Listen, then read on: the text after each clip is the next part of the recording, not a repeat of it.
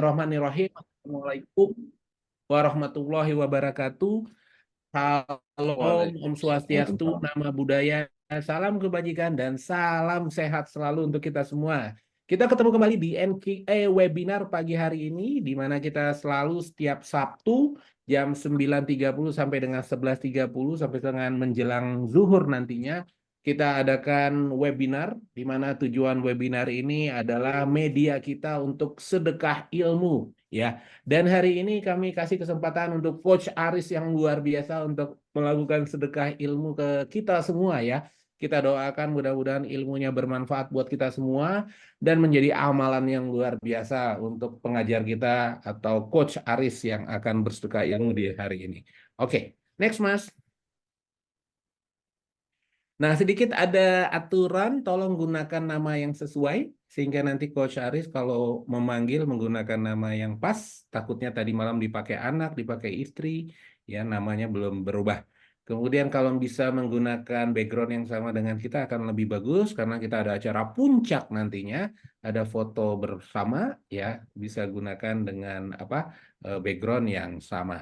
Ya, teman-teman nanti akan di-mute. Namun kalau ada pertanyaan, teman-teman bisa langsung via chat terlebih dahulu atau nanti ketika Coach Aris memberi kesempatan untuk kita unmute, kita bisa langsung bertanya ke Coach Aris. Oke, ini sedikit rules kita di webinar pagi hari ini.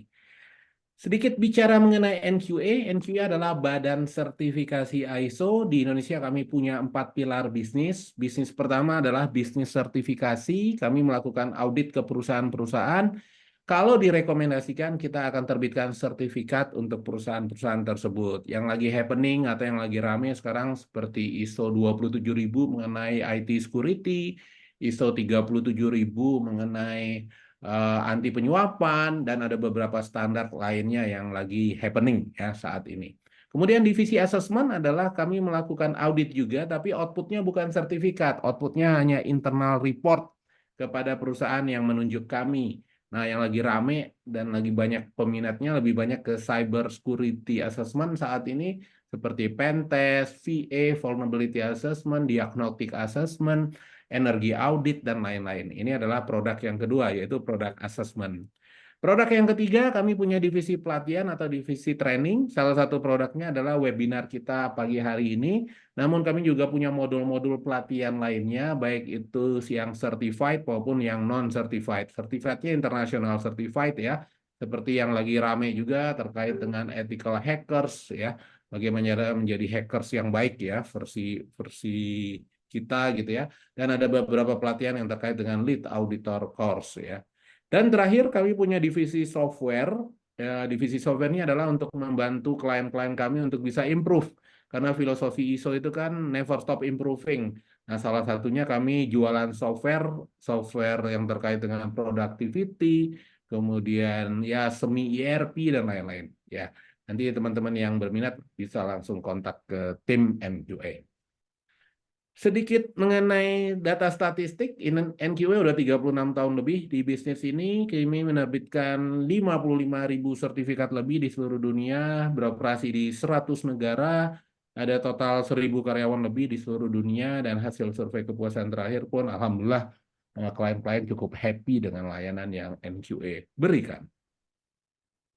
Nah, ini perlu saya informasikan ke teman-teman, event pagi hari ini yang luar biasa ini free alias gratis alias tidak berbayar, karena emang tujuannya lebih utama adalah sedekah ilmu ya.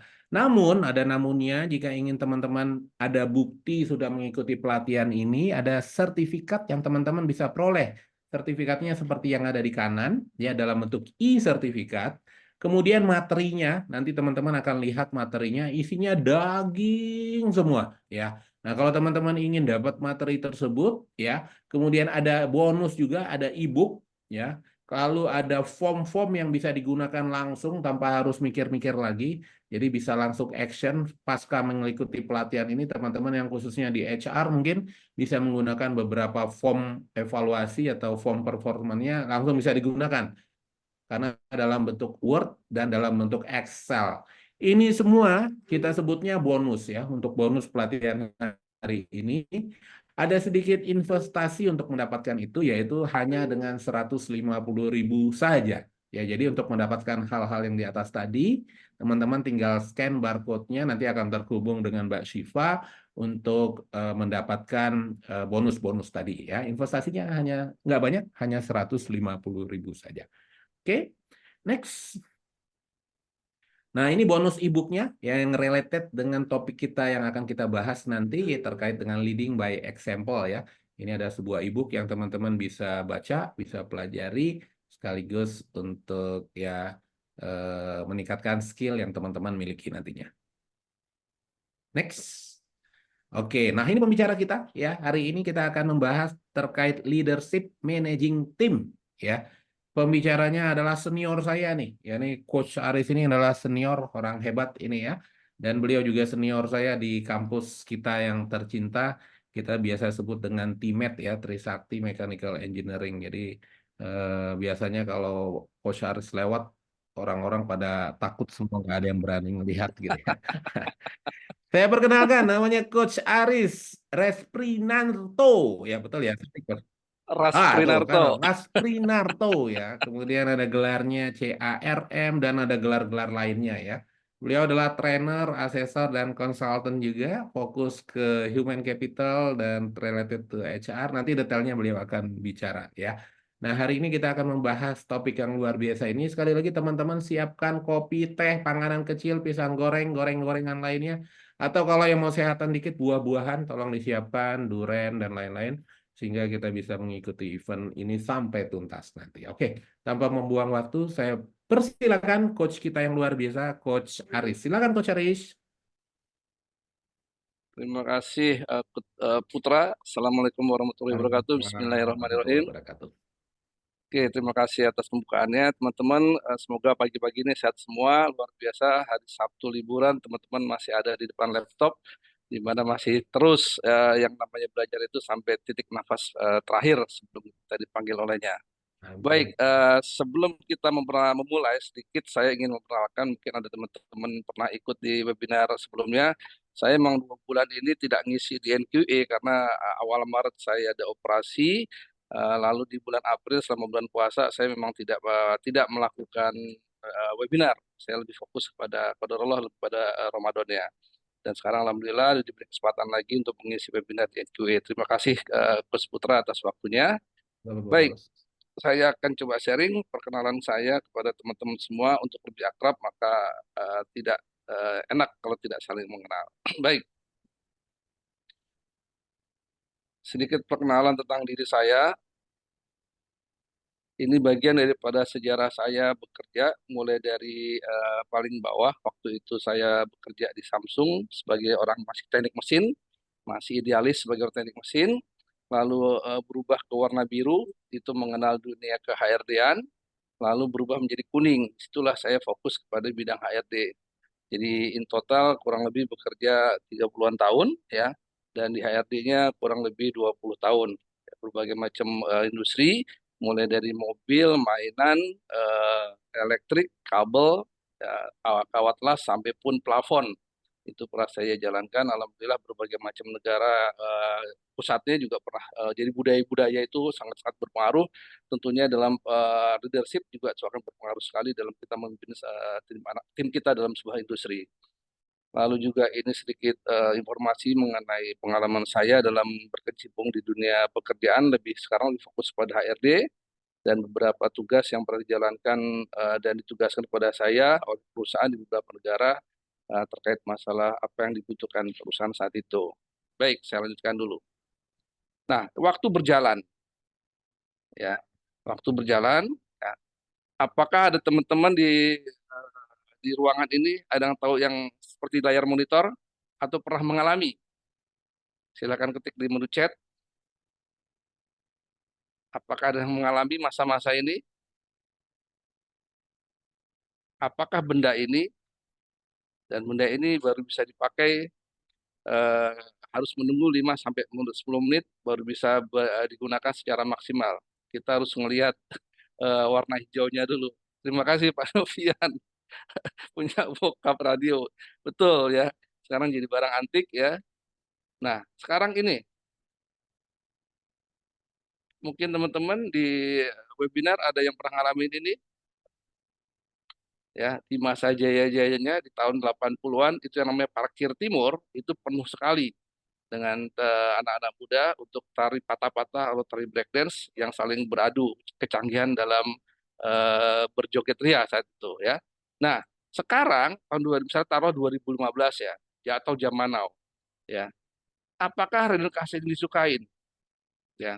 Jangankan disukai, banyak yang nggak tahu ya. Gambar yang di kiri atas ya dengan radio seperti ini banyak yang nggak tahu. Bahkan radio yang kompak, compatible ini ada radio, ada kaset, bahkan ada yang TV-nya juga. Mereka sangat-sangat nggak tahu. Jadi kembali lagi zaman sudah berubah, benda-benda sudah berubah dan bagaimanapun juga manusia pun akan mengikuti perkembangan zamannya. Baik, kita lanjutkan dahulu. Nah, teman-teman tadi sudah menyapa. Sekarang kalau ditanya apakah ada yang lahir tahun ini, ya nggak perlu jawab ya di dalam hati saja takut ntar ketahuan. Tahun ini, apakah ada yang tahun ini? Mungkin banyak di antara 2 tahun terakhir ya, yang 977 sampai 94 ataupun 95 tahun 2010 ya. Jadi kita bicara masalah generasi banyak sekali kita apa namanya ketemukan nama-nama generasi. Oke, kita lanjutkan lagi. Nah, generasi baby boomers ya. Lahir dan dibesarkan oleh orang tua yang sangat strict membuat baby boomers ini menjadi individu yang memiliki tingkat kedisiplinan yang tinggi, mental sekuat baja, prinsip kuat, serta berpegang teguh pada loyalitas dan dedikasi. Kenapa demikian? Karena orang-orang ini lahir bapak-bapak atau orang tuanya itu mengalami masa perang, baik perang dunia pertama maupun perang dunia kedua. Sehingga untuk yang lahir di tahun-tahun ini tentunya digembleng yang sangat tinggi ya dengan pola-pola yang mungkin bagi anak muda sekarang nggak masuk akal. Tapi itulah kenyataannya ya. Begitu disiplinnya orang-orang dulu ya dengan didikan orang tua yang pernah alami masa-masa perang, bagaimana susahnya masa perang sehingga akan terbawa mendidik anak berikutnya. Berikutnya adalah generasi X ya, dibesarkan oleh baby boomers. Dijuluki anak kesepian lantaran ditinggal orang tuanya bekerja. Gen X memiliki karakteristik seperti masih disiplin juga sama si baby boomers, pekerja keras, banyak akal, logis mandiri, mengutamakan work-life balance, dan mampu memecahkan masalah dengan baik. Tingkat disiplin ini sangat tinggi dikarenakan bawaan daripada baby boomers, dan karena Gen X ini kesepian, karena orang tuanya benar-benar mencoba ingin merubah gaya hidup ya dari masa sulit orang tuanya atau kakeknya yang begitu susah ya nyari makan susah, nyari pakaian susah sehingga Gen X ini selalu mungkin kebanyakan ditinggal oleh orang tuanya yang sangat-sangat giat bekerja untuk memperbaiki hidupnya ya supaya tidak terjadi kekurangan pada masa yang mereka alami ya. Nah, apakah ada yang pernah mengenal main game Atari di grup ini? Silakan ketik di menu chat atau game Watch Popeye. Apakah pernah mengenal? Kenal, terima kasih Pak Binsar. Nah, ini Pak Malik belum kenal ya. Jadi di zaman tahun 80-an itu Atari itu bersaing dengan Nintendo, itu luar biasa ya, tapi Atari saat itu masih menang saat itu di era tahun 80-an. Nah, di masih tahun 80-an juga ada namanya Game Watch ya. Itu juga sangat-sangat booming banget saat itu permainannya banyak sekali ada Popeye, ada namanya gurita dan sebagainya ya saat itu benar-benar satu permainan yang digandrungi anak-anak muda sekarang untuk level SMP dan SMA ada di Jimbot. Oke, istilahnya masih apal juga nih ya. Nah, berikutnya adalah zaman generasi tahun berikutnya ya, generasi Y atau disebut dengan zaman milenial ya. Generasi ini telah terbiasa menggunakan teknologi dalam aspek hidupnya, mulai dari belanja online, mengirim pesan singkat, memesan transportasi online, hingga mengakses portal pendidikan, sangat-sangat mudah dimudahkan dengan aplikasi dan dengan internet. Ya. Jadi untuk yang baby boomers dengan Gen X itu kadang-kadang sorry sorry to say jauh tertinggal ya dengan anak-anak Gen Y yang sudah mengenal teknologi ya. Dan juga dibandingkan dengan Wisma kaku dan tegas, milenial ini juga dikenal sebagai ekspresif dan memiliki pemikiran out of the box. Ya, jadi lebih kepada mereka suka di challenge dibanding didikte, mereka akan merespon balik ya dan suka-suka mereka ya baik di kantor maupun di rumah. Ya kalau dulu anak saya juga termasuk Gen Y, Sehingga pola mendidik saya tidak bisa saya makan dengan pola didik orang tua saya kepada saya. Jadi kembali lagi teknologi sangat-sangat mempengaruhi gaya hidup dan bagaimana mereka belajar pun sekarang juga sangat tergantung dengan adanya teknologi yang sudah sangat maju. Nah, berikutnya lagi kita terkenal dengan generasi Z ya. Nah, ini generasi yang benar-benar luar biasa. Jadi hidupnya memang penuh dengan gadget. Bangun tidur udah megang gadget, ya. Habis makan megang gadget. Sebelum tidur juga megang gadget. Semua kegiatan adalah dengan gadget. Saya miris sekali beberapa waktu yang lalu ada viral video ya anak kecil itu eh, dia marah sekali dengan HP-nya sampai dipukul-pukul ke mana ke tembok dan ke lantai karena dia kalah main game. Wah, saya bilang ini udah parah sekali nih anak nih sampai meluapkan dengan membanting dengan memukul HP-nya ke tembok.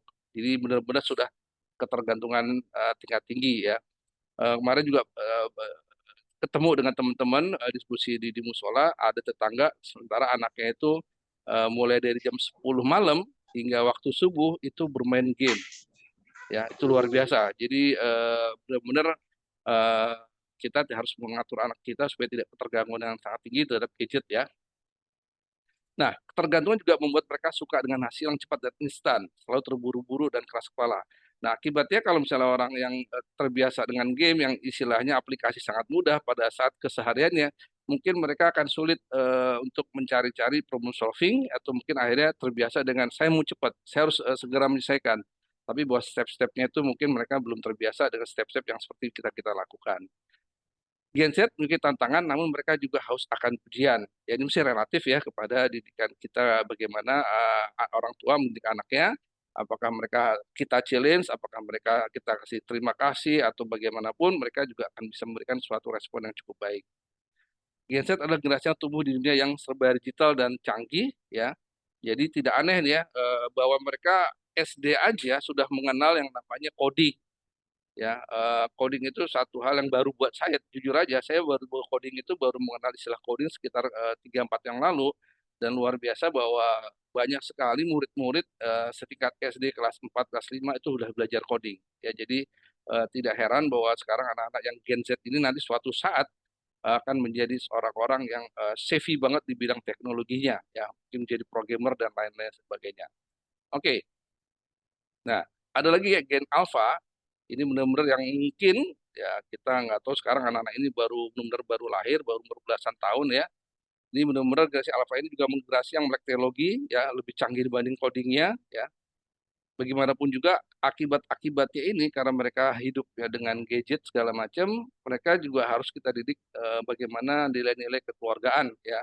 Jadi tidak terlepas di masalah kehidupan keseharian, mereka juga harus tetap bersosialisasi ya dengan teman-temannya agar supaya tidak terlalu apa namanya tergantungan dengan alat-alat atau teknologi yang menjadi kesehariannya. Nah, di dalam sebuah perusahaan ataupun dalam ya istilah perusahaan ya pasti ada beda generasi itu pasti tidak bisa dihindarin ya. Nah, diharapkan dengan ada bedanya generasi ini ya akibatnya mungkin jangan jangan lakukan yang tiga ini nih 3K ini ya karena tadi yang saya katakan dari Gallup itu 75% orang resign itu karena atasan supaya moga-moga tidak terjadi ya. Nah, ini saya gambarkan ada 3K di sini, ada gambar orang, ada emoji ya. Nah, ini adalah siklus yang bisa terjadi di perusahaan ya. Saya pun pernah ngalamin ya, saya pernah ngalamin ya kerja di sebuah perusahaan itu nggak lebih dari setahun ya. Pertama kagum, wah kagum akhirnya alhamdulillah join. Eh pas sudah masuk di dalamnya kagetnya setengah mampus. Gila, ini perusahaan segede gini kok begini gitu ya, kaget. Ya udah akhirnya kabur lah ya. Dan mati kabur gini bukan berarti langsung kabur tapi mencoba dulu memperbaiki ya di mana memang tidak bisa memperbaiki karena memang sudah budayanya seperti itu ya sudah akhirnya kabur ya. Nah, salah satu kenapa jangan lakukan ini adalah misalnya terkait masalah beda generasi ya. Di lain hal itu mungkin lain topik ya. Di sini saya tekankan karena beda generasi. Dipastikan setiap perusahaan sekarang ada masalah beda generasi. Nah, ini yang kadang-kadang akhirnya bisa menjadi satu ketahuan satu kesatuan yang tidak bisa dipisahkan. Beda generasi ini menjadi alasan bahwa orang itu akan resign kabur hanya gara-gara generasi atau mungkin sesuatu yang tidak cocok antara generasi satu dengan generasi lainnya. Oke, Nah, tadi kita sudah mengenal, sudah saya minta tolong ibu-ibu dan bapak teman-teman menulis timnya ataupun pendapatnya terhadap atasan dan timnya. Nah, sekarang tolong digambarkan juga di kertas posisi teman-teman ada di mana, ya. Dan misalnya teman-teman punya atasan atau sebagai atasan, di bawahnya itu apa generasinya. Ini saya ambil contoh, saya generasi X, ya. Saya pernah punya apa namanya bawahan baby boomers, ya. Jadi lebih tua dibanding saya. Saya juga pernah punya tim dari generasi Z sama Y, dan sebenarnya yang generasi Z ini punya anak buah namanya generasi Y. Nah, mungkin teman-teman bisa petakan di dalam apa namanya kertas ataupun dimanapun lah pokoknya. Nah, posisi teman-teman berada di mana bila mana punya tim seperti ini, ya. Karena ini bisa jadi approach-nya sangat-sangat berbeda satu dengan yang lain untuk memahami bahwa kita akan memanage tim kita ya dengan berbeda macam generasi dengan sifat-sifat yang mereka berbeda. Nah, ini sebagai contoh yang sudah saya alamin secara pribadi ya, seperti ini ya. Oke, kita lanjutkan. Nah, jadi tidak ada tuh istilahnya apa tuh namanya who is the best dalam sebuah generasi ya. Mengenal satu sama lain, akhirnya kita harus sadar dulu bahwa kita ini beda generasi. Ya, kita yang tua menyadari yang muda juga akhirnya menyadari memang ada yang tua. Ya, akhirnya saling mempelajari kebiasaan cara bercanda contohnya. Saya pernah nih lagi ngajar offline, ya, berbeda generasi, tiba-tiba ada peserta dari Gen X itu nyeletuk sesuatu hal yang akhirnya orang-orang yang di baby boomer sama Gen X itu tertawa terbahak-bahak ya. Sementara Gen Y itu diem, nggak ngerti. Malah nanya, Bapak kok ada pada ketawa, kenapa ya? Loh, ada yang lucu. Ya, bagi kita lucu karena saat itu adalah bercandaan untuk generasi baby boomers dan X. Nah, sementara Gen Y itu nggak ngerti. Nah, akibatnya apa? Terjadi sesuatu yang tidak dipahami oleh Gen X. Dan ini secara tidak langsung pasti di kantor pun akan mengalami suatu hal perbedaan prinsip, perbedaan kebiasaan yang ini harus kita sadari dulu nih bahwa yang namanya kerja dimanapun ada beda generasi. Oleh karena itu yang tadi kita bahas, jangan 3K hanya karena beda kebiasaan. Kendalikan diri ya. Yang tua lebih lebih mengayomi ya. Bukan kata ikuti saya ya atau kata bahasanya read my lips. Ah, kalian masih muda, tahu apa? Yang seperti itu. Sementara yang muda juga jangan mengajari. Ah, ayah nih orang-orang tua sekarang gaptek nih. Nah, jangan seperti itu ya. Tapi ini terjadi ya secara tidak disadari oleh teman-teman kita yang di lapangan. Dan saya pun ngalamin ya. Ngalamin dalam arti kata eh, ketemu Gen Y pada saat itu mereka canggih banget dengan main aplikasinya. Saya bilang, aduh, nih anak muda kenapa sih nganggap kita tuh seperti orang-orang bodoh banget aplikasi gitu. Jadi secara tidak langsung saya tidak sadar itu mungkin bisa terucap atau mungkin kita melakukan tindakan yang memang apa namanya meresponnya kurang kurang baik terhadap masing-masing gen. Oke, jadi tidak ada istilah lah yang namanya generasi mana yang hebat tuh nggak ada. Ya, dalam bekerja tolong hal ini dihilangkan supaya kita tidak menghilangkan sesuatu yang negatifnya dan kita akan pupuk positifnya. Ini ada note apa nih dari Gen X kadang nggak nyambung. Ya, begitulah adanya ya, Pak Faisal. Nah, oke teman, di sini Ya, ada Kasmo. sebuah file Excel ya. Di sini sebenarnya kertas kerja pada saat kita menjadi pimpinan ya. Nanti ada beberapa hal. Nah, tadi sini sudah kita lakukan untuk mengenal tim kita, kita berada di mana, ya, kita di generasi apa, tim kita ada di generasi apa. Nah, untuk mengenal satu sama lain, ini juga akan ada lebih baik misalnya ada nama si A segala macam ya, atau si B di sini. Lalu di sini kita tulis ya, tulislah generasinya. Misalnya si A ini generasi misalnya generasi Y ya. Lalu apakah dia toksik? Nah, nanti di slide berikutnya kita akan membahas sedikit employee yang toksik. Misalnya katakanlah Y. Nah, tipe toksiknya apa? Nanti kita akan belajar misalnya dia manipulator ya, misalnya. Salah satunya adalah manipulator, letter, ya. Nah, lalu pendekatannya bagaimana? Ya, kita harus ketik kira-kira pada. Nah, inilah salah satu kelas kerja bagaimana kita harus punya catatan khusus untuk masing-masing tim. Kenapa demikian? Supaya kita pun tidak lupa ya karyawan-karyawan kita khususnya yang toksik ya, khususnya yang toksik. Bila kalau kita mengenak-enak aja atau saik-saik aja atau asik-asik aja mungkin nggak perlu, tapi lebih pada untuk teman-teman yang mempunyai karyawan kesusahan dalam menghandle atau mungkin mengalami kesulitan ketemu dengan Gen Y, Gen Z yang mungkin tadi dikatakan nggak nyambung, ini mungkin bisa mencatatkan kenapa kita harus ngatur pendekatannya. Nah, ntar bagi pendekatannya ya, kita akan belajar di slide berikutnya. Nah, ini juga tadi ya, Izin coach, yes, coach, yes, itu yang monggo. ditulis yang kita ke bawahnya aja atau kita yang paralel ke samping atau yang ke atas dicatat juga? Boleh, 360 boleh, Oh, 360 oke, boleh ya. Oke. boleh, boleh. Pokoknya intinya kita lebih utama kita ingin mengenal lebih jauh. Ya, Termasuk atasan yang ada toksik juga kan berarti coach betul, ya? Oke. betul sekali, betul sekali. Nah, ini untuk lebih mencatat supaya kita tidak lupa, Coach Putra ya. Hmm. Oke, kita lanjut saja dulu, karena kalau kita latihan ntar waktunya banyak terbuang ya. One on one meeting, tadi sudah sedikit saya singgung, pada saat pilihan mana nomor satu dan dua, one on one ini ada sangat-sangat powerful ya, untuk mengenal satu sama lain ya. Lalu last meeting, alhamdulillah tadi sudah disebutkan, ini juga powerful sekali, bagaimana kita mengenal satu sama lain. Rekreasi, tadi juga disebutkan ada outing, ya. Lalu ada department meeting juga tadi sudah disebutkan, ya. Lalu mengenal anggota keluarga. Nah, ini yang kadang-kadang agak kelewatan, ya.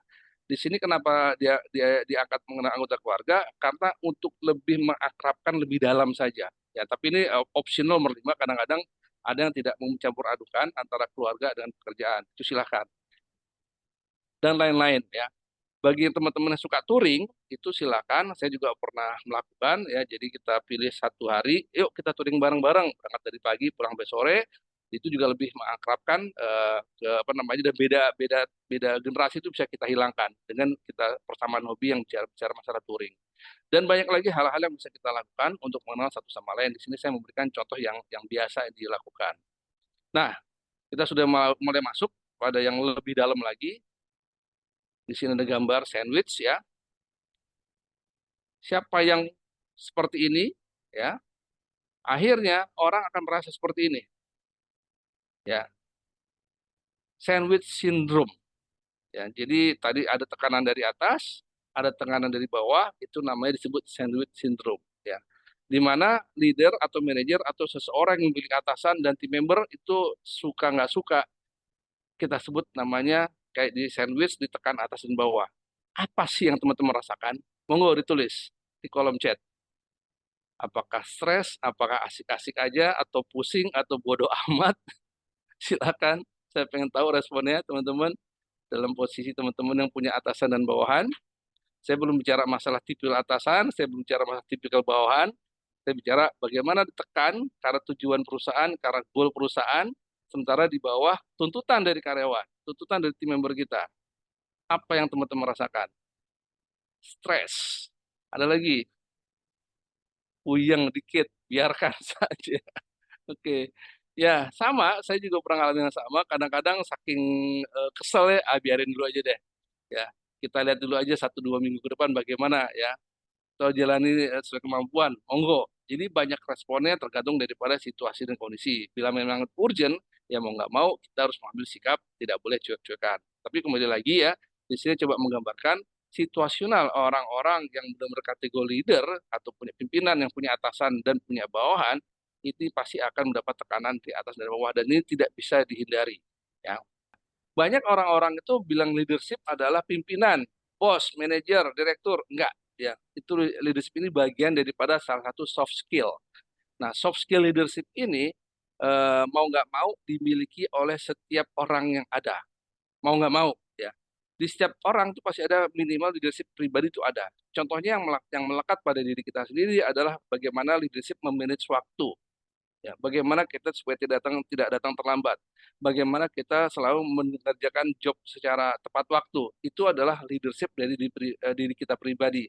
Nah, tapi pada secara umum ya arti leadership adalah soft skill, sebuah soft skill atau sebuah fungsi manajemen untuk dapat mempengaruhi, memotivasi atau mengarahkan orang lain agar melakukan hal tertentu yang dilakukan untuk mencapai tujuan.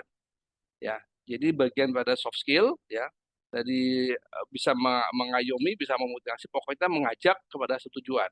Kalau untuk pribadi ya tujuan yang tidak terlambat, tujuan kita tidak terlambat. Pekerjaan kita selesai, berarti kita punya deadline pekerjaan. Lebih kepada tujuannya ya, teman-teman. Jadi bagaimana harus memberikan motivasi kepada tim. Nah, kita lanjutkan lagi. Di sini juga tadi sudah dikatakan, ada kata-kata mengarahkan juga ya, usaha untuk mengarahkan anggota kelompok agar memiliki semangat yang tinggi dan bekerja sebaik mungkin serta mengatur hubungan antara individu atau kelompok dan organisasi.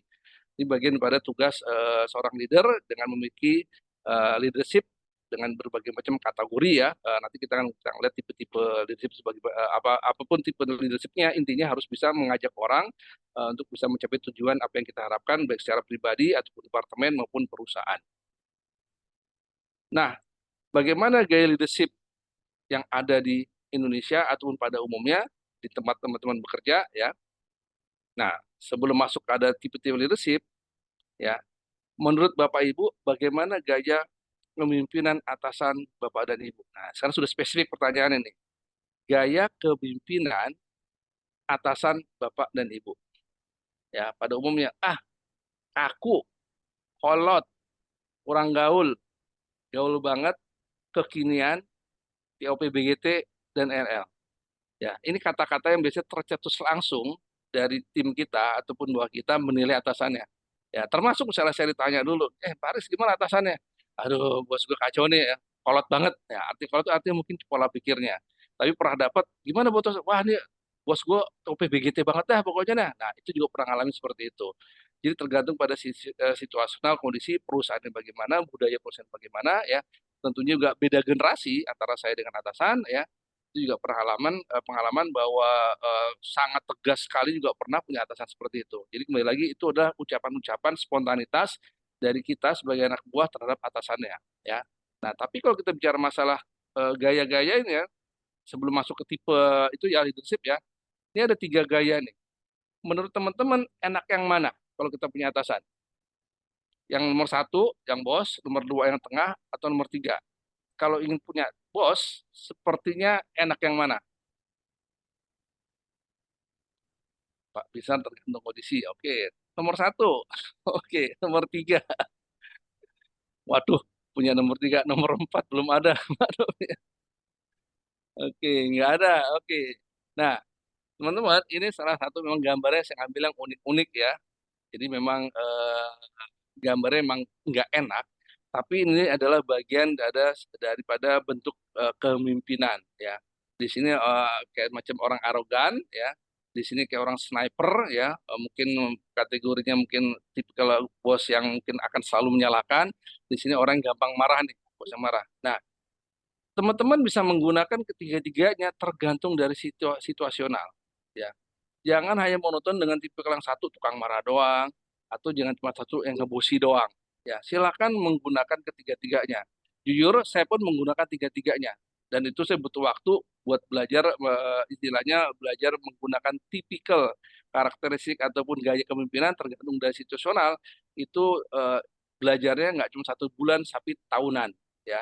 Nah, oleh karena itu silakan teman-teman dalam memanaging tim, ya sebagai saran saja, kita harus melihat situasi dan kondisi sedang apa tim kita, baik secara personal maupun dalam regu ya, dalam kelompok. Ya.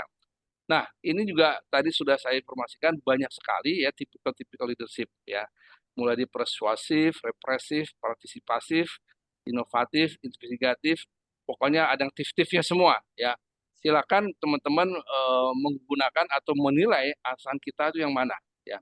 Dan kita pun sebagai leader kita harus memahami ya makna-makna mendalam daripada masing-masing tipikal gaya kepemimpinan ini ya. Teman nanti tinggal bisa di closing ya karena juga saya mengambil tipe-tipe ini dari beberapa sumber di internet ya. Di situ keterangannya bagus-bagus semua bagaimana tipikal persuasif, bagaimana tipikal represif ya. Nggak mungkin dalam waktu 2 jam ini saya terangkan semua secara detail masing-masing gaya kepemimpinan. Apakah sudah sampai itu? Belum. Masih ada lagi yang lain ya. Di sini ada demokratis, ada otoriter, ada strategis, delegatif, transaksional, transnasional, karismatik ya. Nah, silakan juga teman-teman pada saat menilai atasannya atau kita sebagai leader kita akan menjadi seperti apa. Untuk mempelajari ini tadi sudah saya singgung, tidak mudah, tidak 1-2 bulan, tapi hitungannya bertahun-tahun sesuai dengan situasional, kondisional apa yang sedang kita hadapin, zamannya sekarang bagaimana, kondisi perusahaan sedang bagaimana, kita harus benar-benar menjadi sosok yang bisa adaptif terhadap suatu lingkungan. Nah, ini ada lagi ya, ada sebagai sosok pelatih, ada kesempatan untuk belajar, menciptakan tujuan dengan nyata, hubungan kekeluargaan, motivasi dan kepuasan. Jadi banyak sekali tipikal leadership yang kita akan temukan di lapangan ya. Tidak mungkin kita bisa melakukan semua, tapi paling nggak kita bisa melihat situasi dalam kondisi perusahaan, kira-kira yang paling sering dipakai itu yang seperti apa. Dan bagaimanapun juga kita punya anak buah, nanti kita akan lihat di slide berikutnya bagaimana ntar anak buah menilai kita sebagai atasan dan apa yang dirasakan oleh tim kita. Nah, kira-kira indikasi gaya kepemimpinan yang baik itu apa? Jadi kalau kepemimpinan yang baik, bagaimanapun juga terjadi komunikasi dua arah ya. Tujuannya tadi alhamdulillah sudah disebutkan bahwa kita mempunyai tujuan akhirnya sampai target tercapai ya, OKR maupun KPI juga tercapai dengan melalui komunikasi dua arah. Lalu ada pemberian informasi yang dibutuhkan ya. Karena bagaimanapun juga kita sebagai anak buah ataupun kita sebagai atasan untuk mencapai apapun tujuan perusahaan ya sebagai pemimpin yang baik leadership adalah kita bisa mempengaruhi memotivasi kepada tim tentunya juga memberikan informasi yang dibutuhkan agar KPI-nya agar OKR itu bisa tercapai keterbukaan dalam komunikasi dan timbul kepercayaan lalu baik dalam konflik di dalam tim dalam menangani konflik dalam tim dan menghargai pendapat karyawan. Nah ini indikasi-indikasi yang kira-kira kepemimpinan baik itu paling tidak 5 item ini yang harus kita lakukan. Ya, mungkin bisa 6, mungkin bisa 7, tapi saya ngambil yang pada umumnya saja, apa namanya yang bisa terjadi yang mudah diingat. Ya, sebenarnya banyak sekali indikasi-indikasinya.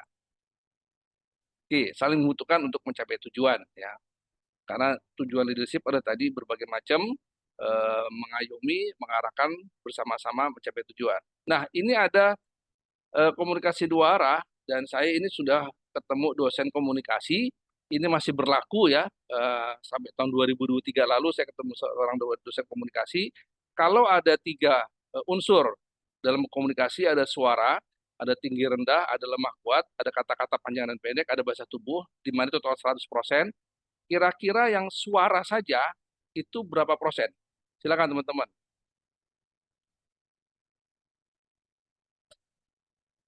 Kira-kira ada Ini jawab berapa dalam persen? persentase ya, Coach. Persentase, betul. Teman-teman coba jawab suara berapa persen, kata-kata mungkin bahasa tubuh. Atau suara saja dulu ya, suara saja Suara dulu. saya dulu. 50, 37, Ibu Kalina 35, 80 suara lo ya. Saya masih bicara suara lo. Oke, nggak ada lagi. Stop sampai 25. Oke, saya buka ya. Oke, 37, benar. Waduh, benar sekali Ibu Kalina ya. Kata-kata berapa? Kata-kata itu paling kecil. Yang paling gede adalah bahasa tubuh ya. Nah, jadi teman-teman bayangkan ya, kalau kita ketemu dengan tim ya, mungkin suara kita bagus, kata kita bagus, cuman kalau bahasa tubuh kita kayak patung ngomong ya, itu tetap aja komunikasi kita belum baik ya. Ini bukan kata saya, ini dari dosen komunikasi ya. Dan teori ini saya sudah dapatkan kurang lebih di tahun 2000 ya. Tahun 2000 saya masih dunia training ya, dapat teori ini dan saya konfirmasi 20 tahun kemudian dan kata dosen komunikasi memang masih berlaku. Jadi alhamdulillah ini selalu saya berikan kepada training-training di mana yang berhubungan sama komunikasi ini tetap harus dilakukan. Jadi gerak bahasa tubuh itu kadang-kadang yang orang suka di depan malu-malu, yang tiba-tiba jadi ketombenya jadi banyak ya lalu mungkin garuk-garuk di tangan karena mungkin tiba-tiba jadi alergi itu gara-gara mungkin bahasa tubuhnya belum terbiasa. Oke, nah ini sebuah teori yang mungkin perlu dilatih teman-teman dalam menghadapi tim di lapangannya di kantor maupun di tempat kita berada.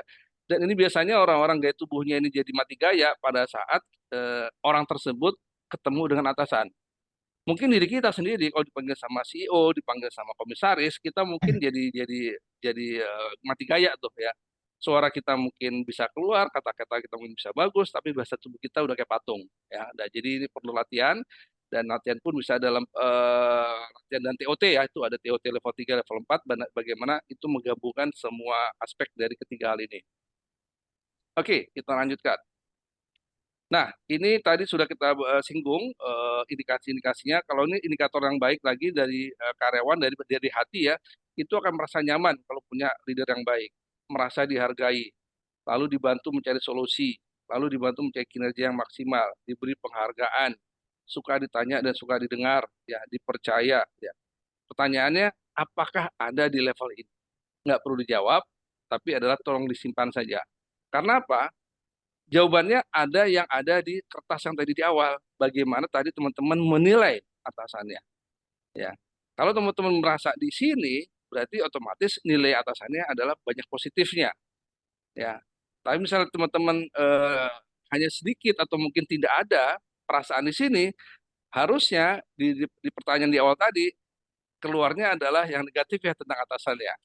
Nah, jadi kenapa tadi saya minta tolong tulis supaya nggak lupa karena berhubungan dengan hal-hal yang di slide-slide berikutnya. Oke, kita lanjutkan lagi. Nah, di sini ada kata-kata pemimpin yang hebat bukanlah yang terbaik dalam segala hal, namun mereka pemimpin yang menemukan karyawan yang terbaik dalam hal berbeda dan mendapatkan mereka karyawan dalam tim yang sama.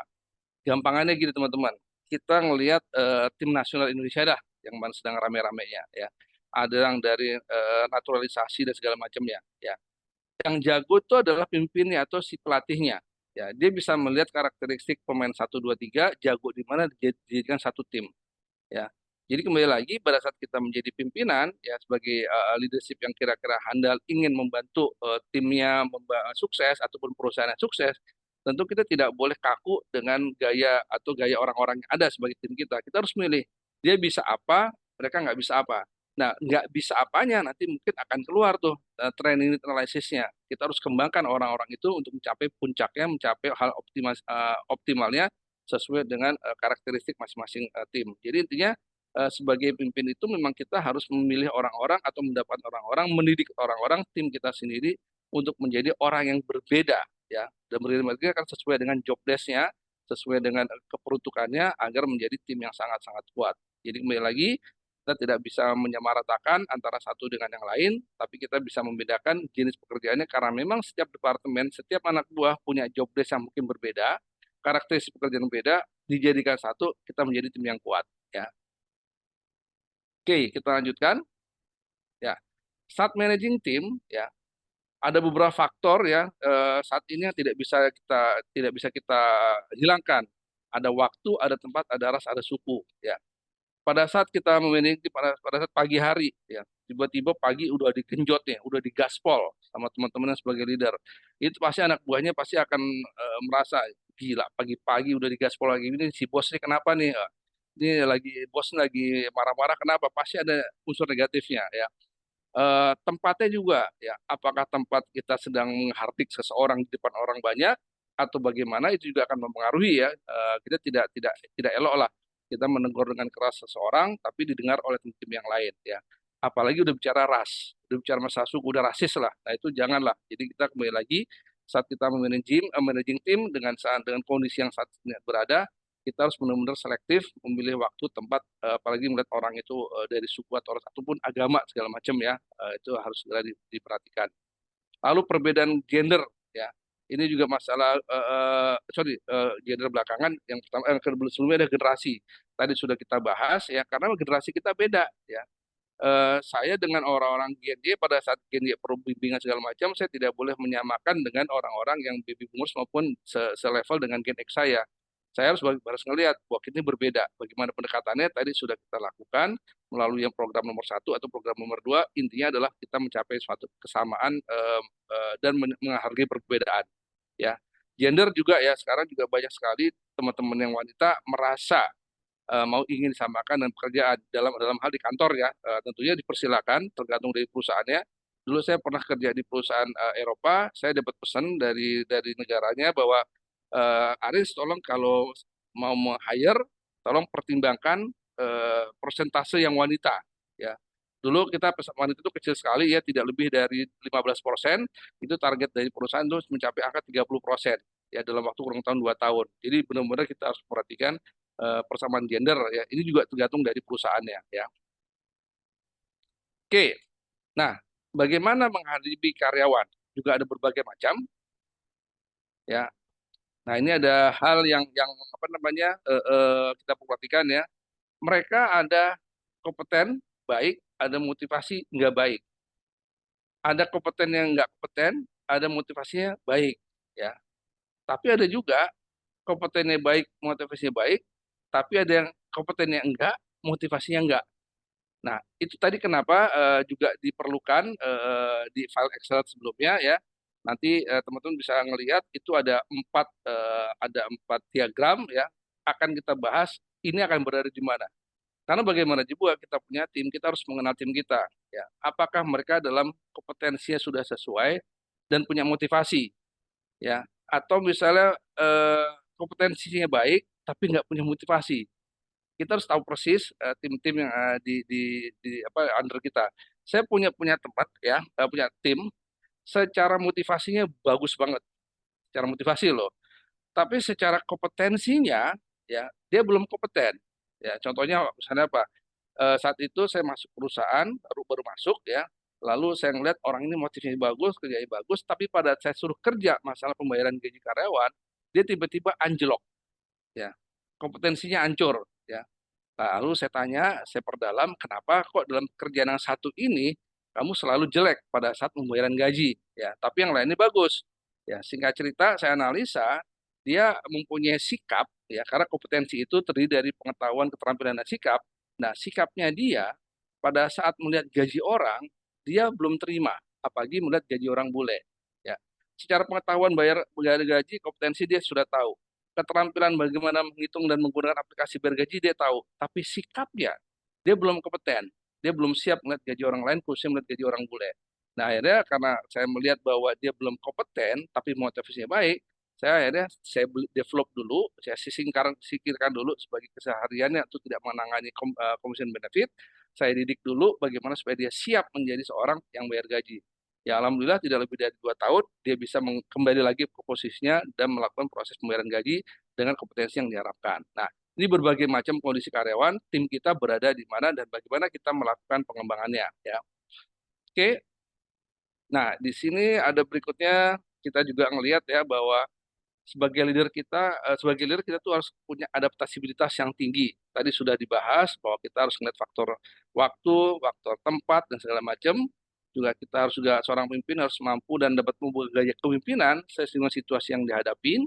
Ya, juga leader menempatkan fokus pada proses, bukan pada individu.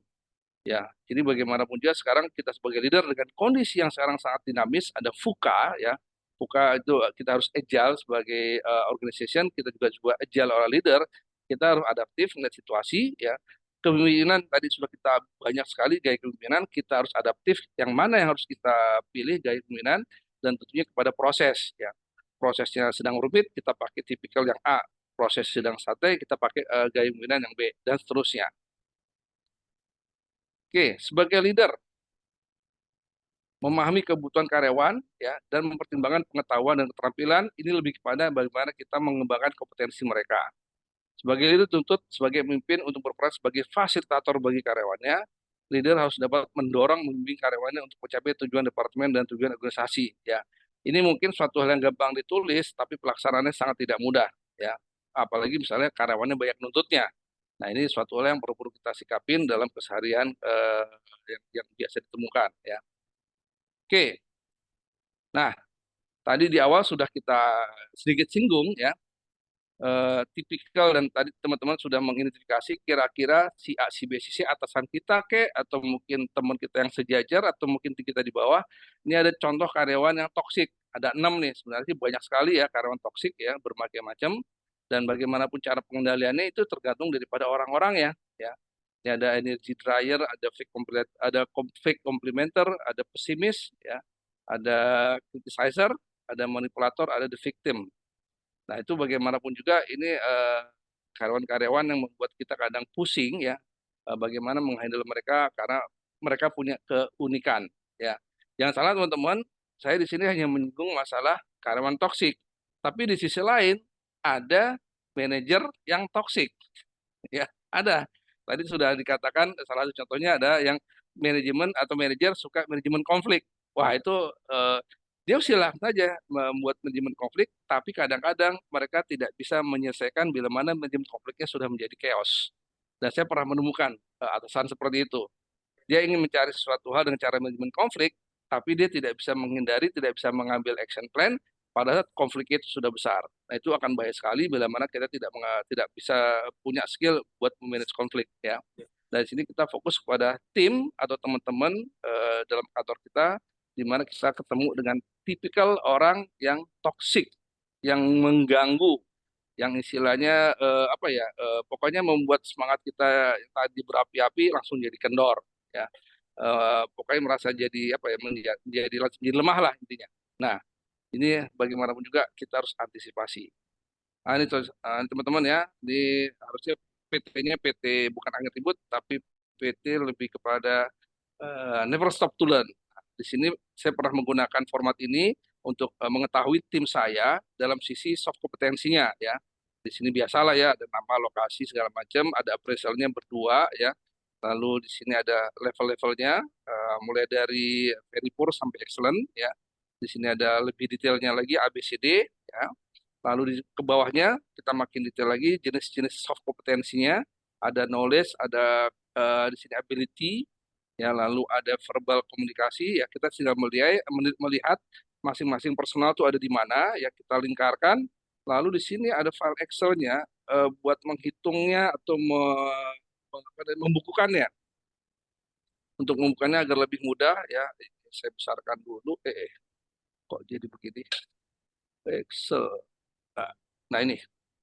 Jadi di sini tadi nama-nama, nik karyawannya berapa, jabatannya apa, lalu ada departemen dan selanjutnya. Dan di sini sudah ada nama-nama soft kompetensinya ya. Misalnya job knowledge ya. Dari episode pertama dia nilainya mungkin di angka 10. Kita tinggal milih angka 10 ya. Kalau misalnya ada punya episode kedua, silakan tanya episode kedua. Ada di mana? Mungkin episode kedua masih udah menilai di angka 12. Ya, dan selanjutnya di sini ada ability, technical sama professional. Misalnya dia profesional sekali di angka 12 ya. Oh, maaf, tinggal ganti angka 12 ya. Lalu misalnya episode kedua ada di angka misalnya 13 dan selanjutnya. Jadi sini tinggal dipilih angka-angkanya dan otomatis semua akan terangkum ya dalam sebuah nilai rata-rata ya. Di sini kecil karena saya memasukkan angka di appraisal yang ini. Kalau ini saya hilangkan, harusnya akan berubah. Misalnya saya hilangkan episode kedua, saya hilangkan dulu ya. Nah, akan berubah hasilnya. Ya, jadi di sini kita bisa melihat bahwa nilai dia adalah C minus ya. Maka kita lihat di wordnya nilai C minus dia ada berada di nilai angka 7 rata-rata ya. Nah, dengan angka ini kita bisa melihat bahwa apakah karyawan kita ini mau kita naikkan menjadi nilai 8 kah, nilai 9 kah, terjadikah gap kompetensi yang di masing-masing soft kompetensi ini. Misalnya di kamus kompetensi jabatan teman-teman di kantor, misalnya mereka harus dinilai 11, ya, tapi nyatanya kita menilai masih dinilai ada di nilai 7 atau 8, maka terjadi gap kompetensi. Dan sinilah artinya timbulnya TNE, ya terkait masalah jabatan A, si orang ini harus mendapatkan training mengenai job knowledge. Ya, job knowledge dari mana? Bisa dari internal, bisa dari eksternal. Jadi kegunaan dari file penilaian performance dari buku kerja yang buku ini akan dibuat summary-kan di bentuk yang Excel ya. Di sini sudah saya beri warna. Bila warna merah itu artinya sangat-sangat problem misalnya ya. Lagi tinggal masalah masih dimensionnya aja. Lalu secara kuning sudah oke, warna hijau itu sudah oke banget ya. Jadi intinya bahwa kita harus tahu dulu matriks kompetensi jabatan yang ada di perusahaan teman-teman sesuai dengan jabatan masing-masing, goalnya ada di berapa, lalu kita lihat akhirnya di mana kita membutuhkan training analysis. Dan ini sangat membantu sekali pada saat kita membayarkan bonus. Bila mana perusahaan kita punya bonus membayar, tentunya nilai yang besar itu bisa mendapatkan bonus yang besar sesuai dengan aturan perusahaan. Bila mana nilainya kecil, ya tentunya sesuai dengan besaran nilai itu berapa. Jadi kembali lagi dalam dalam presentasi ini saya berikan yang mungkin bisa berguna di tempat teman-teman bekerja. Bila mana belum punya silakan, bila mana sudah mungkin ada yang lebih bagus ada. Ini saya gunakan paling simple ya. Nah, apa saja buat membuat karyawan itu bagus tentunya pernah mengenal directing, coaching, mentoring sama delegating. Bila mana nih ada 4 kuadran, nah seperti ini. Ini kira-kira apa nih? Tipikal yang bagaimana, teman-teman? Silakan di chat, di menu chat. Teman-teman silakan chat kalau yang di posisi merah relevan ke kompeten dan motivasi, kira-kira ini orang seperti apa ya Coach ya di situ ya? Betul. Kita Kita harus mendidiknya bagaimana? ya berarti low kompeten, low motivasi ya. Ya, directing. Ya, terima kasih Pak Her ya. Kita harus directing. Kalau di sini apa? Oke, kompeten tapi kurang motivasi. Ya,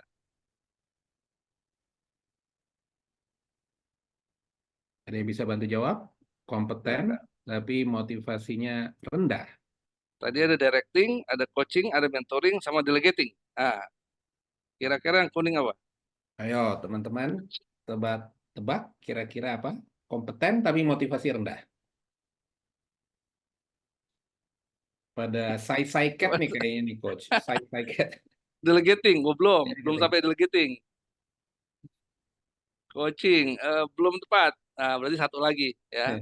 Berarti adalah sini mentoring. Mentoring. Oke. Oh, Berikutnya di sini, aduh kejawab semua. Di sini adalah coaching, ya.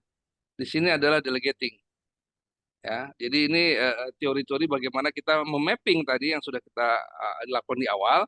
Kita ketemu karyawan bagaimana, lalu kita ingin mengembangkan tadi dengan performance appraisal tadi, ya. Kita bisa melihat yang mana perlu kita mentoring, yang mana perlu kita coaching, ya, yang mana perlu kita directing. Ya, sorry, delegating. Kalau directing udah susah nih, ya. Directing setiap tahun mendingan dibuang aja, ya. Karena akan nyusahin perusahaan. Kalau directing masih setahun masih bisa berkembang, kita pindahkan ke coaching, oke, ya.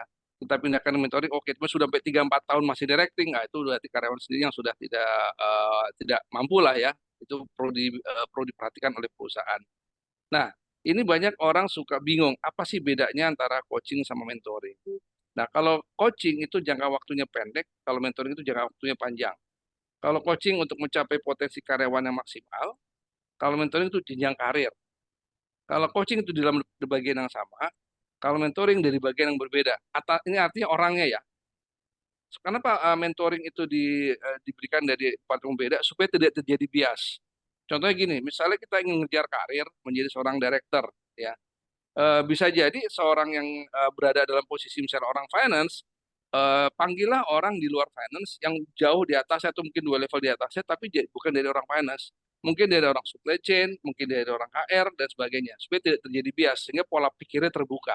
Ya. Karena di sini bicara mentoring, nggak bicara masalah departemen, kita bicara masalah broad. Kita bicara masalah skill yang benar-benar harus terbuka untuk orang menjadi karir. Jadi kalau coaching itu kita benar-benar harus jago di highly-nya. Contohnya misalnya kenapa pelatih sepak bola itu dipanggil coaching bukan mentoring ya. Karena lebih kepada pengen orang itu menjadi ahli banget di bidangnya ya. Tapi pada saat si pemain bola untuk bisa menjadi pelatih nantinya atau menjadi coaching, dia perlu mentor. Ya, mentor itu mungkin dari orang-orang yang juga pernah berhasil tapi di era yang berbeda. Nah, itu karena ini hanya sedikit menggambarkan kapan kita menggunakan coaching, kapan kita bisa menggunakan mentoring. Ini yang satu paling penting ya, sebagai leader kita harus welcome problem.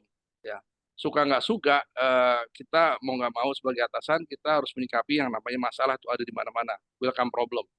Dan di sini ya masalah kecil bagi saya adalah masalah besar. Masalah besar akan menjadi kecil, nggak mungkin menjadi kecil ya, tergantung daripada apa namanya permasalahannya. Tapi sebagai leader kita harus bisa menjadi sebuah solver. Ya, saya punya prinsip masalah kecil itu besar. Karena apa? Karena masalah kecil kalau tidak ditangani akan menjadi masalah besar. Ya, tapi kalau udah masalah besar, yang pusing siapa atau yang ambil keputusan siapa? Bukan karyawan biasa, bukan operator, bukan staff. Tapi kalau masalah besar, pasti yang ambil minimal ada manajer. Nah, oleh karena itu siapapun, entah itu oleh teman dalam posisi supervisor ataupun manajer, tentunya harus bisa mengambil sikap bagaimanapun welcome problem dan menjadi problem solver di bagiannya. Ini sedikit menggambarkan ya arti daripada leader manager. Ya, kalau leader itu visi misi ya, kalau sorry leader itu visi misi, kalau manajer itu membuat goal. Ya, teman-teman bisa melihat perbedaannya. Di sini mengambil resiko, ya leader itu mengambil resiko. Kalau manajer itu mengontrol resiko. Ya, lalu leader itu proaktif, sini reaktif. Kalau leader itu mengarahkan, kalau manajer itu menggerakkan. Lalu leader melihat potensi orang, kalau manajer hanya melihat kinerjanya saja. Kalau leader itu memiliki pengikut, ini memiliki rekan kerja, ini adalah idola atau role model. Ya, leader itu role model sesuai dengan buku yang nanti akan dibikin oleh Coach Putra ya, bagaimana kita menjadi role model atau leader yang jadi idola atau sebagai inspiration doang sebagai manajer ya. Nah, ini berbagai macam teknik yang harus suka nggak suka sebagai leader, kita harus punya konsep bagaimana kita pemecahan masalah misalnya isi kawa atau 5 why atau 8 dimensi report ya atau medik ya. Ini mungkin saya akan memberikan satu pemahaman apa itu medik mungkin dalam waktu 3-4 bulan ke depan ya di forum yang sama di NQA mengenalkan apa itu medik ya. Jadi salah satu program root analysis yang cukup bagus ya dengan nama medik ya. Dan lain-lain ya banyak sekali metode-metode yang bisa kita gunakan dalam pemecahan masalah apapun jenis perusahaannya kita bisa menyesuaikan ya. Kadang harus pakai isi kawa dulu ya, kadang harus menggunakan 5W dulu itu tergantung daripada permasalahan yang ada di lapangan. Jadi sebagai seorang leader, jadilah bagian daripada tim. Jadi bukan hanya sebagai pimpinan yang arogan, bukan sebagai orang yang bisa mengontrol, tapi bagian daripada tim yang kita menyatukan 1 orang, 2 orang, 3 orang atau lebih dan mencapai tujuan yang sama. Oke, di sini pun ada satu file Excel. Saya coba menggambarkan ya, mengapa perusahaan percaya kepada Anda untuk introspeksi diri. Kenapa saya menjadi manajer? Ya, kenapa saya menjadi supervisor? Kenapa saya menjadi general manager? Kenapa perusahaan percaya sama saya? Ya, apa kontribusi Anda dengan tercapainya tujuan perusahaan? Ya, lalu hal apa yang menyebabkan tercapainya tujuan perusahaan tersebut? Nah, kalau ini kita punya catatan, ya, ini mungkin bisa menjadi salah satu catatan sejarah dalam perusahaan yang mungkin yang tadi ada permasalahan bagaimana ketemu pimpinan-pimpinan ataupun orang yang mau pensiun. Kalau ini kita punya catatannya dan bisa diseringkan kepada tim kita, itu akan lebih baik.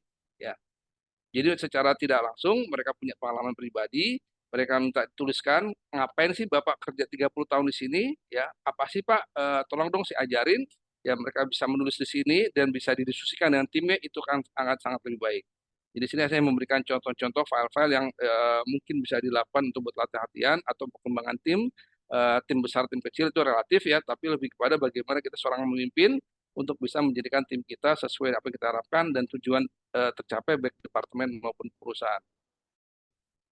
Oke, itu kira-kira Coach Putra. Semua presentasinya sudah habis. Oke, berarti selesai sudah acara kita. Sedikit ada paparan penutup dari saya. Izin Mas Aldo.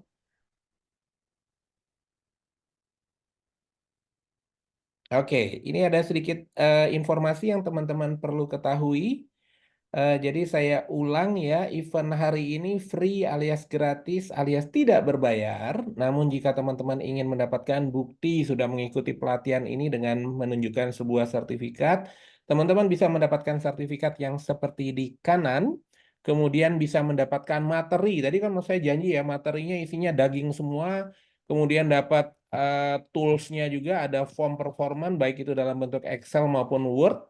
Dan ada e-book. Nah, e-booknya ternyata melahirkan nih Pak. Tambah satu Hmm, lagi ya. Tadinya cuma satu e-book, ternyata ada 2 e-book yang akan diberikan. Untuk mendapatkan itu semua yang dalam bentuk e-material, teman-teman bisa berinvestasi sebesar 150.000. Caranya gampang, tinggal foto barcode-nya. Nanti teman-teman akan terkoneksi ke Mbak Siva, tinggal booking ke Mbak Siva untuk mendapatkan semua materi tadi ya. Oke, next Mas. Nah, ini ditinggal 2 jam sebentar, Coach. Bukunya jadi melahirkan nih, Coach. Jadi ada 2 e-book yang teman-teman berhak untuk mendapatkan untuk event di pagi hari ini. Yang satu adalah Leading by Example, ya, yang tadi kita informasikan. Dan ada satu e-book lagi terkait dengan Managing People. Terima kasih nih Pak Bambang yang sudah merekomendasikan e-book ini untuk di-sharing di pagi hari yang luar biasa ini. Oke, jadi 2 e-book ini teman-teman bisa dapatkan dengan investasi sebesar 150.000 tadi. Ya, next. Tak ada gading yang tak retak, kami butuh inputan dari teman-teman semua terkait dengan webinar-webinar yang dilakukan oleh NQA. Tolong foto barcode-nya dan kasih masukan ke kami, kira-kira apa yang perlu kami improve dari waktu ke waktu.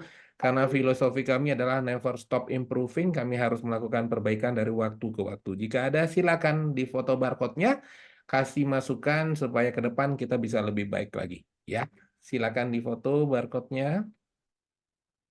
Oke, next Mas.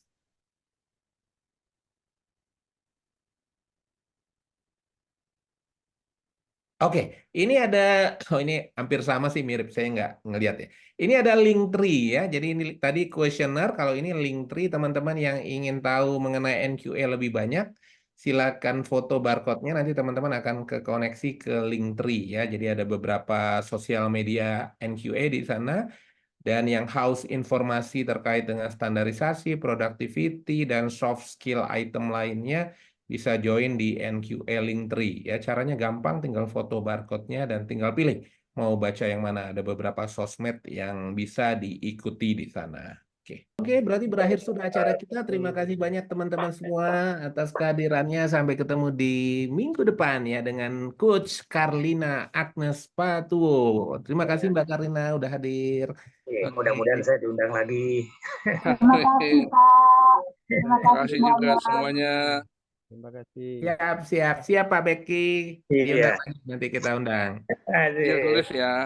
Ya, ya. Thank you, Coach. Thank Thank you. you. Thank you semua.